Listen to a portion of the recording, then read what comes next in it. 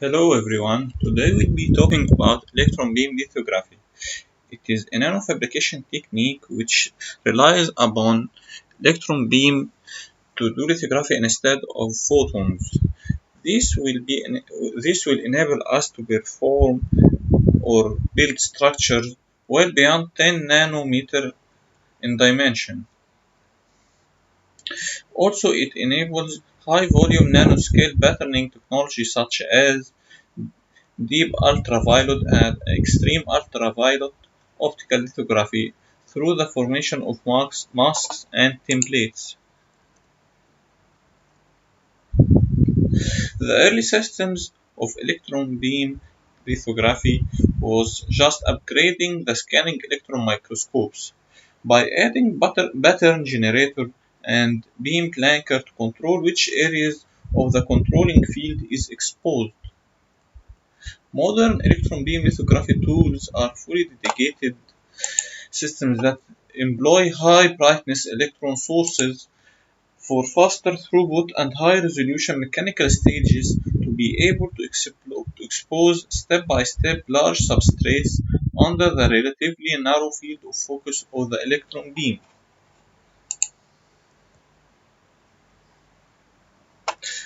Our theory of operation works as the following.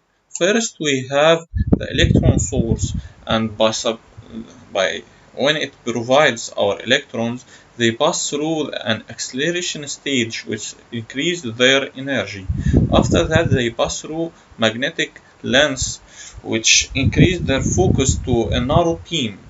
Then they pass to a pattern generator, which consists of two stages. First, the blanking control, which acts like on-off valve. So when we want the electrons to pass and make a certain feature, they go, and when we don't, they won't. Another thing is the deflection control. This figure shows how it works by changing the magnetic field. The direction of the electron beam changes, which allow us flexibility to make the patterns we want. After that, the, our electron beam goes to our substrate.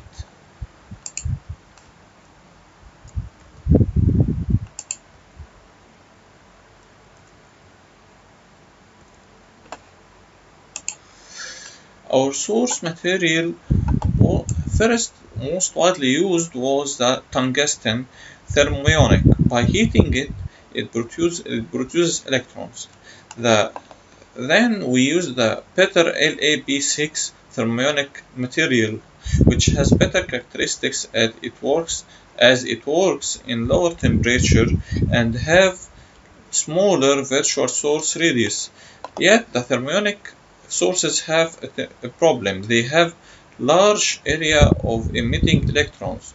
So we needed to use a magnetic lens to make it narrower to have a virtual source that enables us to have small spot of electrons. This was not easily achieved, as by narrowing the beam of electrons we have the Coulomb's repulsion force between the electrons. This was solved by using the cold field emission source material. They worked on very low temperature and they have very small source radius. Yet, due to their method of working, they have the highest beam noise. So our best trade-off or our optimum solution was Scotchy field emission. It has better characteristic than the thermionic, yet they are somehow less than the cold finite field emission, but they have less beam noise, and the field emission have their virtual source behind the actual source, which is better. The actual source is a very small needle in nanometers only. By applying to it a small voltage, so on the tip we will be having high electric field higher than the threshold energy of the electrons they start to migrate.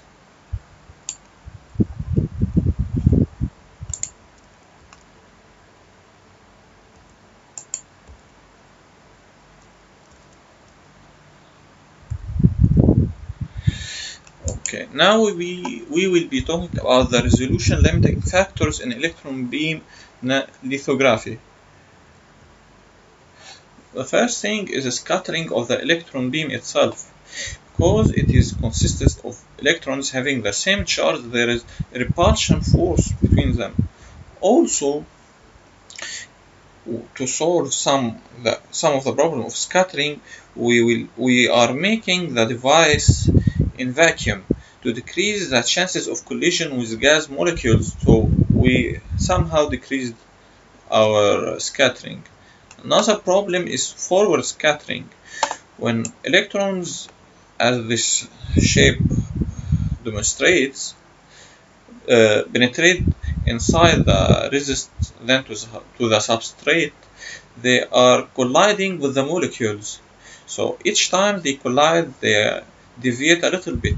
But when it goes more deeply, the deviation will be more sensible.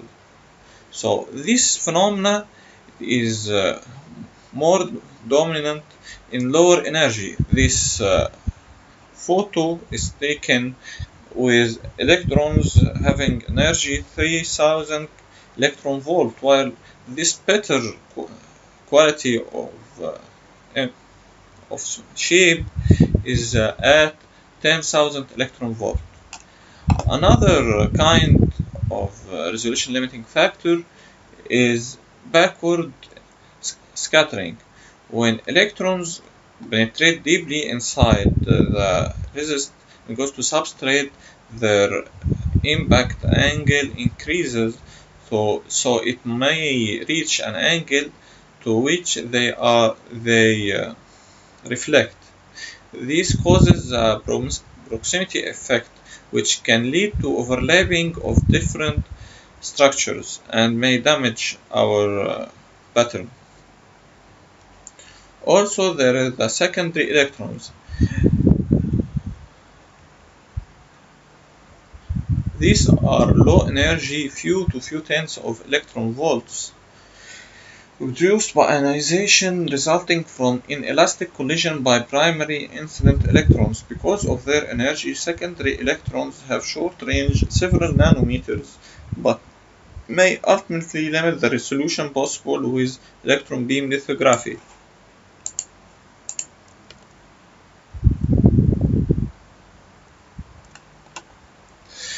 Then we will talk about the resist material.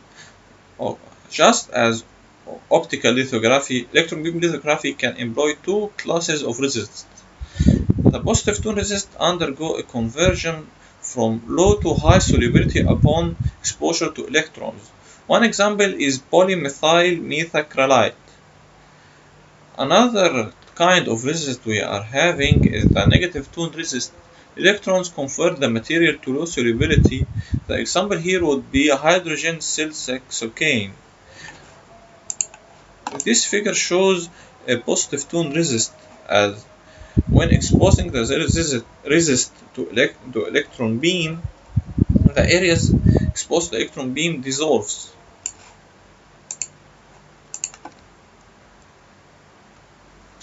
Okay, the advantage of electron beam lithography is there is no mask needed.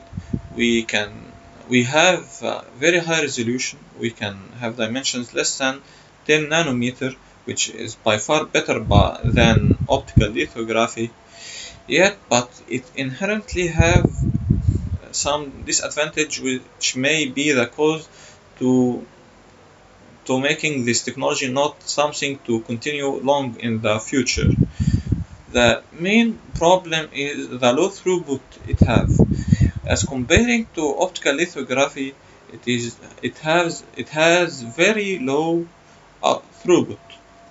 The second thing, it have complex optics compared with optical lithography. One way to improve the throughput problem is using multiple beam lithography. It works like the conventional E-beam lithography, but we employ more than one electron beam. This reduces our resolution but increase our throughput. Thanks Thank you.